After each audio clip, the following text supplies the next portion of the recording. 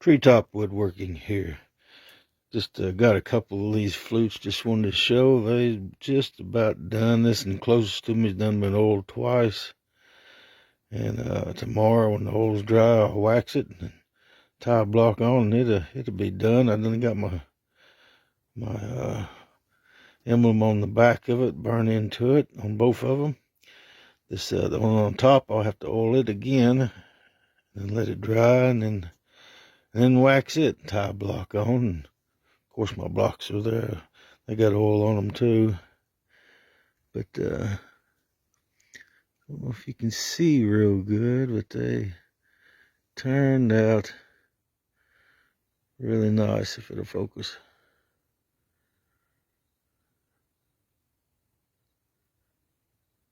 See the grain? Really turned out nice.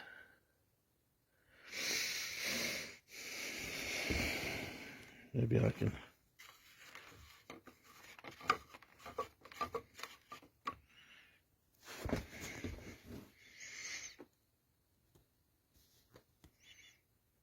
I don't know if you can see that very good or not.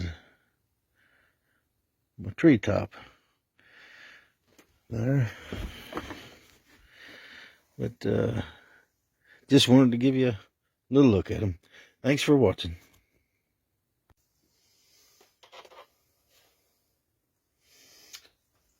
Hey, Treetop Woodworking here, and I just wanted to give you a little update. I got a couple flutes done. Well, one of them is all the way done. I have to oil this other one again. But this one here is done, and the oil is dry. Getting ready to wax it right quick.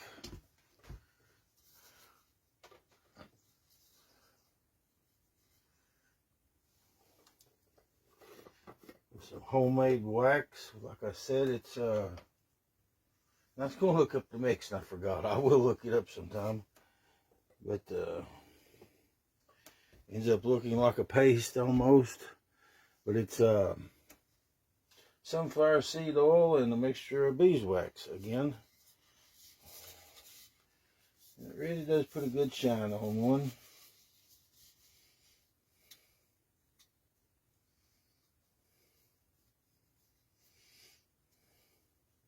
Of course, if you get any in the hose, you need to clean it out later. But you can use this wax on anything. It's kind of a rub on, rub off kind of deal.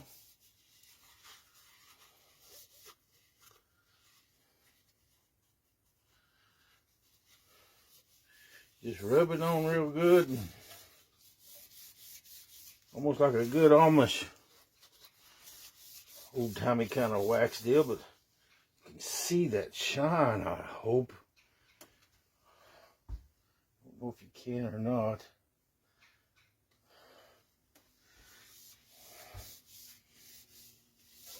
But it darkens the wood a little bit too.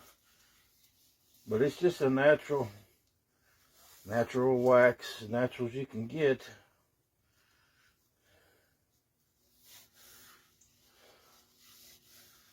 You just put it on and, like I said, wipe on and wipe off.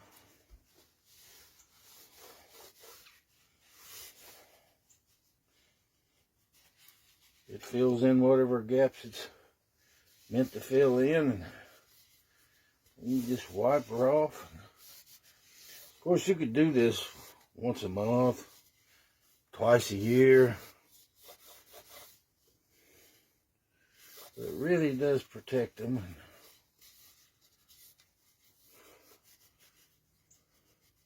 You're gonna make sure you clean all out of the track. If you can see that or not. Get any of this in there, in the hose. Then we'll just touch up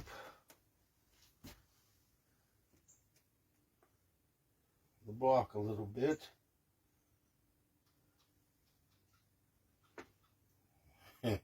Remember which one's which. Don't matter, either one would work for either, but let's take quite a bit of oil on it, but we want to put a little bit of the wax on.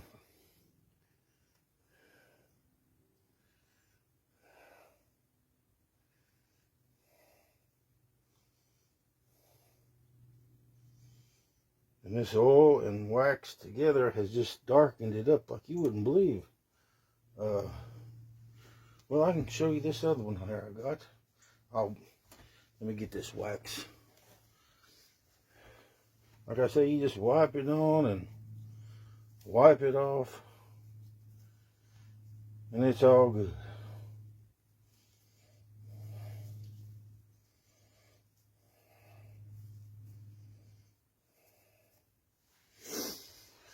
Wipe it on and wipe it off.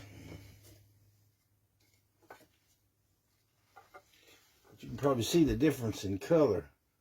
Top one being a lot darker than the bottom one, just from oil and wax. But, let me go find something to tie this block on.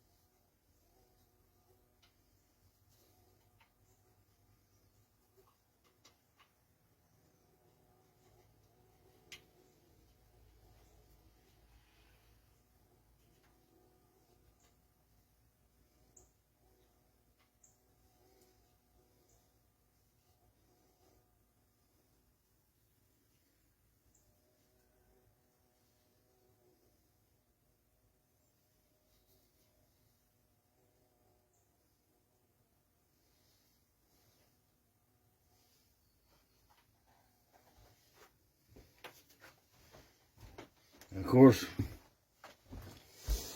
all I did here, hair bows, to help hold it on.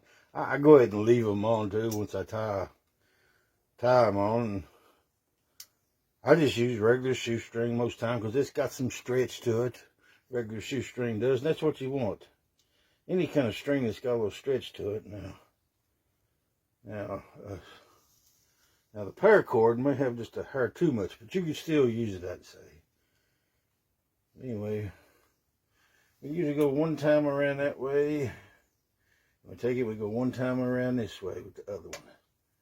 Then we start pulling on it. Get it halfway straight, but you can take care of that when you get done. Squeeze her together, pull on it. Pull on it there. And hold her in place with your fingers.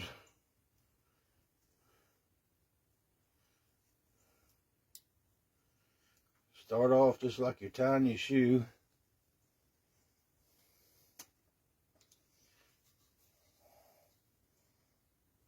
You want to pull her tight.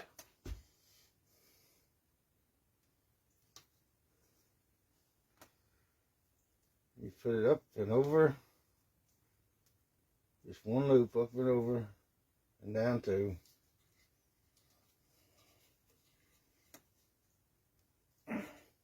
So you just got the one. But you can go back, straighten all this out. Matter of fact, one of my things fell down, look like.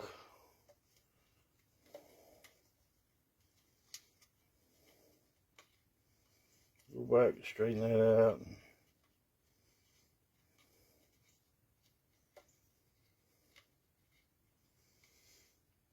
I've showed me doing this before, I think.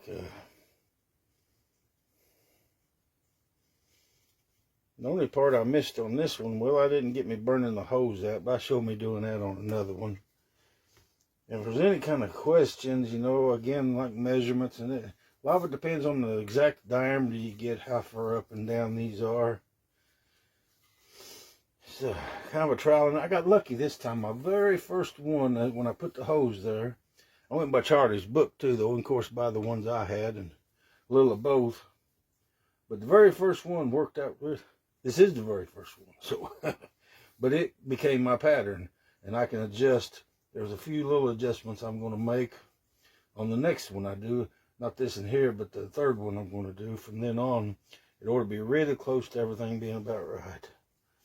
Now, just get a little sound of it. That's what we want.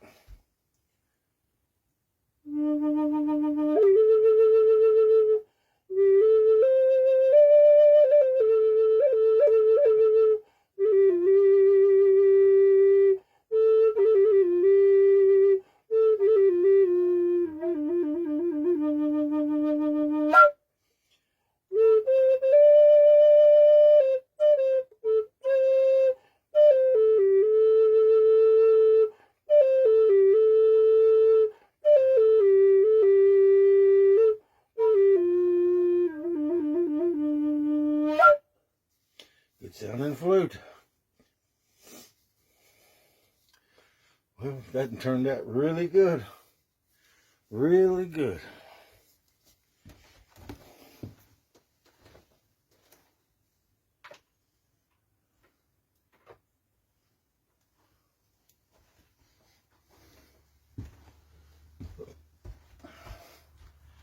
But just wanted to give that little update on my flutes. I still got 6 of one, about half a dozen of another to do up. I got a whole pile here. I'm talking goodness. Really some good looking wood though. Going to be some beautiful flutes. Beautiful flutes. I mean, just awesome. All kinds of designs on them. Loving this cedar.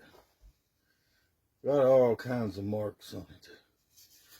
The lady said, I went to buy it, she said, it's just plain old milled lumber, you know, not smooth or nothing. I said, well, that's fine, that's even better. Because I get some of the good stuff. I don't mind it, as long as they ain't got too many knots that are kind of rotted out. You got to watch for them, because them's dangerous in your router and dangerous on the lathe and dangerous altogether. But I just got to oil this in one more time. And the inside too. I'm curious how this one's going to sound. I bet it sounds just as good though. But wanted to get some of these done. I got some little bitty picnic tables I'm going to be making, and I'm going to get a little bit of that on video as much as I can. And, oh yeah, I forgot, I can only do so much at the moment. Just had, you get old and they start cutting things off. But yeah, having a biopsy done, and it's just, I wasn't worried about too bad, but it got down, it was coming down on my eyelid, and my eyes are not the best anyway, but still, it was coming down on my eyelid, and I was getting a little too close for comfort there. I do like what I got, and thank the Lord for it. But I do thank you for watching. Like, comment, share, whatever you want to do there. And if you have any questions, you know, send them to me and I'll try to answer them the best I can. And with these flutes and making them too, that Blue Bear Flutes YouTube channel with Charlie Matotiella, he's the man when it comes to making flutes. He's the one that I seen. He showed how to make them and the measurements and all that. He's got so many videos out there. If there's a question you have on making those, you can go and watch his. I'd say he's got a video on it. He's really good. But again, we'll see y'all a little further around the mountain.